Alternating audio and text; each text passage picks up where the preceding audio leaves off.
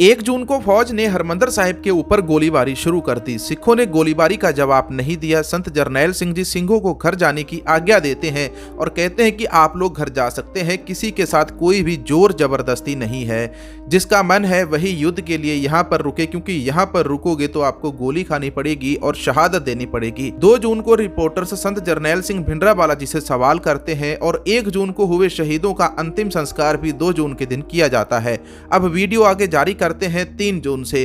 3 जून को श्री हरमंदर साहिब के अंदर क्या कुछ हुआ था इस वीडियो के अंदर बताने वाले हैं। तो वाहेगुरु जी का खालसा, वाहेगुरु जी की फतेह। देश विदेश में बैठा हर सिख इतिहास के इन दिनों को किसी न किसी तरह याद करता है।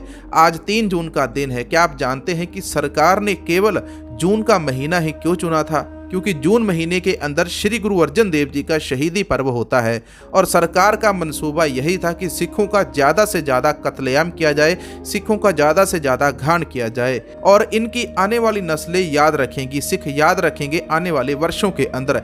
ऐसी सोच थी उस समय सरकार की, इसलिए जून महीना चुना गया था। 3 जून के दिन गुरु अर्जन देव जी का शहीदी पर्व था। सुबह से ही कर्फ्यू लगा दिया गया था। सुबह 9 बजे के बाद थोड़ी सी ढील दी गई थी। संगत दरबार साहिब हरमंदर साहिब के अंदर आना शुरू कर देती है। गुरु जी का शहीदी पर्व होने के कारण सिख संगत ज्यादा मात्रा के अंदर आई। संगत स्नान कर रही थी, कहीं संगत सुखमणी साहिब का पाठ कर रही है तो कहीं परिक्रमा के अंदर बैठी नाम जप रही है। परिक्रमा सिख संगत से भरी हुई थी, कोई नाम जप रहा है, कोई गोलियों के निशान देख रहा है। इसमें कुछ चश्मदीद आज भी मौजूद हैं जो उस दिन हरमंदर साहिब के अंदर 3 जून के दिन मौजूद थे। वह बताते हैं कि जब वह सरोवर के अंदर स्नान कर रहे थे तो एक गुरसिख ड्राइवर ने आकर कहा कि संत जी ने सभी को बुलाया है, एक मीटिंग करनी है। तो संत जी सिख संगत को बताते हैं कि फौज ने घेराबंदी और भी ज्यादा तेज कर दी है। फौज की चाल को देखकर सिंघों को और ज्यादा सूचित कर दिया जाता है। इसके साथ ही चश्मदीद ने बताया कि जब श्री अकाल तख्त साहिब के अंदर संत जी ने मीटिंग की थी तब उन्होंने सिंघों को सिरोपाव भेंट किया और बताया कि सिंघों आप सभी समझदार हैं, मेरे से जत्थे के अंदर सेवा करते समय यदि कोई गलती हो गई हो तो मुझे माफ कर देना। संत जी के अंदर निम्रता बहुत थी। संत जी ने कहा था कि आप लोग जाना चाहते हैं तो जा सकते हैं, अगर कोई मेरे साथ रहना चाहता है तो उसे मेरे साथ शहादत भी देनी पड़ेगी। फौज की गोलियां भी सामने से खानी पड़ेगी, पुलिस केस हो जाएगा तो पुलिस केस के अंदर भी जाना पड़ेगा, शहीदियां भी देनी पड़ेंगी। पर सिंघों ने संत जी का साथ नहीं छोड़ा और उनका साथ अंतिम सांसों तक निभाया। संत जी ने फिर कहा कि शहीदी का समय नजदीक आ रहा है, अगर मेरे गर्म स्वभाव के कारण किसी का भी दिल दुखा हो तो मैं उन सभी से माफी मांगता हूं। जब यह वार्तालाप होती है तो वहां और भी सिंह बैठे थे, जिनमें जनरल शुबेग सिंह जी भी बैठे हुए थे। जब पत्रकार अंग्रेजी के अंदर बात करते तो वह संत जी को ट्रांसलेट करके बताते। कर्फ्यू में ढील के बाद जब संगत अंदर आई तब वहां पत्रकार भी आए थे। कुछ भारतीय फौज के द्वारा भी भेजे गए थे और संत जरनैल सिंह जी से जाकर सवाल जवाब करो और संत जरनैल सिंह जी के इरादे देखो, उनके इरादे कैसे हैं। तो पत्रकार ने संत जरनैल सिंह जी से सवाल पूछा कि आपकी अगली रणनीति क्या है जो दरबार साहिब के ऊपर गोलीबारी हुई है, इसके बाद आप क्या करोगे। अब संत जरनैल सिंह जी ने कहा कि हमें यह पता है फौज हमें अगले 24 घंटों के अंदर आत्मसमर्पण करने के लिए कहेगी, या फिर जानकारी यह भी मिली है कि फौज पंजाब के अंदर और गुरुद्वारों के ऊपर भी हमला करेगी। अगर फौज हरमंदर साहिब के अंदर दाखिल होती है तो हम भी चुप नहीं रहेंगे, फौज को दरबार साहिब में बेअदबी नहीं करने देंगे। जवाबी कार्रवाई करी जाएगी, जब तक हमारे श्वास चलते हैं फौज का डटकर मुकाबला करेंगे। पत्रकारों ने जनरल शुबेग सिंह को कहा कि आपने इस मोर्चे को ज्वाइन क्यों किया है। तो शुबेग सिंह जी का कहना था कि मैंने फौज की सेवा अपने देश के लिए की है और अब बाकी की जो श्वासें बची हैं वह कौम के नाम लगाने जा रहा हूं और अपनी कौम अपने धर्म की सेवा कर रहा हूं, इसलिए मैं यहाँ इधर आया हूं। उधर दूसरी तरफ फौज अपनी रणनीति तेज कर रही थी और भी ज्यादा फौज अमृतसर साहिब के अंदर आ रही थी। जासूसी लोग भेष बदलकर दरबार साहिब के अंदर आते हैं, सरकारी तौर जानकारी इकट्ठा करने के लिए अंदर आते हैं। उधर कुलदीप बराड़ की ड्यूटी लगाई जाती है दरबार साहिब के ऊपर हमला करने के लिए। वह अमृतसर साहिब पहुंचता है, यहां आकर कुछ ऑफिसर के साथ उसकी मीटिंग होती है। उसको पता चलता है कि मोर्चे के अंदर जनरल शुबेग सिंह जी भी मौजूद हैं। यह बात जब उसे पता चलती है तो वो घबरा जाता है, डर जाता है। कुलदीप बराड़ ने अपनी एक किताब के अंदर लिखा कि हमें जनरल शुबेग सिंह जी से बहुत डर लग रहा था, क्योंकि वह बताता है कि जब 1950 के अंदर जब वह मिलिट्री का एक स्टूडेंट था तब जनरल सुबेग सिंह जी उसका उस्ताद था।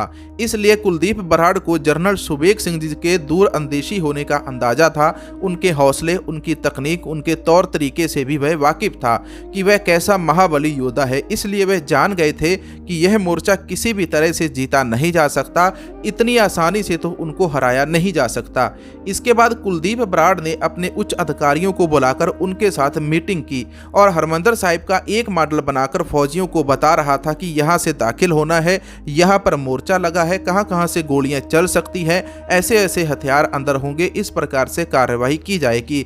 साथ ही यह बात बड़े फक्र से बोल रहा था कि थोड़ी देर के अंदर टैंक भी यहाँ पर दाखिल हो जाएंगे श्री अमृतसर साहिब के अंदर, हेलीकॉप्टर आकाश के अंदर उड़ते हुए दिखाई देंगे, संत जरनैल सिंह अपने आप अपने घुटने टेक देगा। जब कुलदीप बराड़ यह बोल रहा था तब अमृतसर साहिब का डीसी गुरदेव सिंह बराड़ भी वहीं पर बैठा सुन रहा था। उसने एकदम बोला कि यह तुम लोगों का वहम है, जहां तक मैं जानता हूं संत जरनैल सिंह कभी भी आत्मसमर्पण नहीं करेगा, वह कभी भी हार नहीं मानता है, वह घुटने भी नहीं टेकेगा, माफी भी नहीं मांगेगा।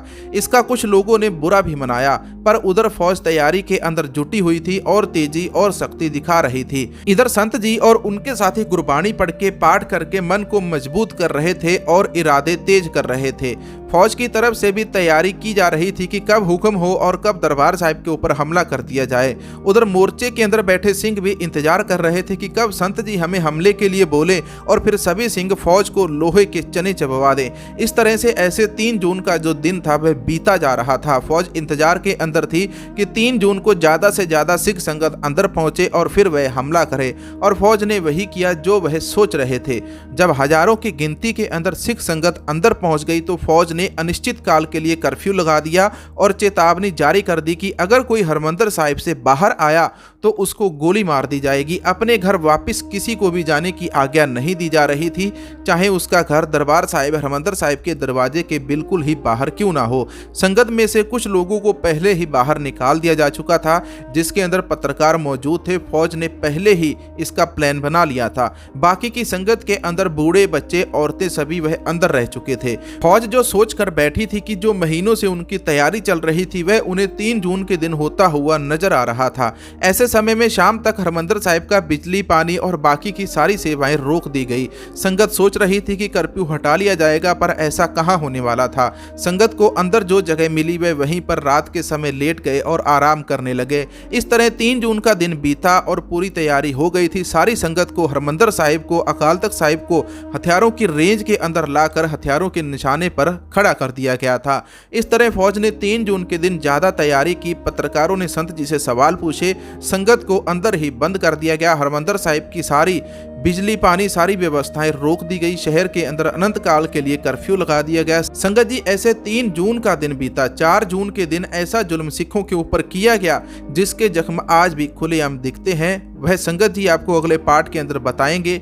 वाहेगुरु जी का खालसा, वाहेगुरु जी की फतेह। चैनल को सब्सक्राइब करके बेल आइकन को ऑल पे कर लें और वीडियो को लाइक करने के बाद, कमेंट करने के बाद व्हाट्सएप में शेयर जरूर करना।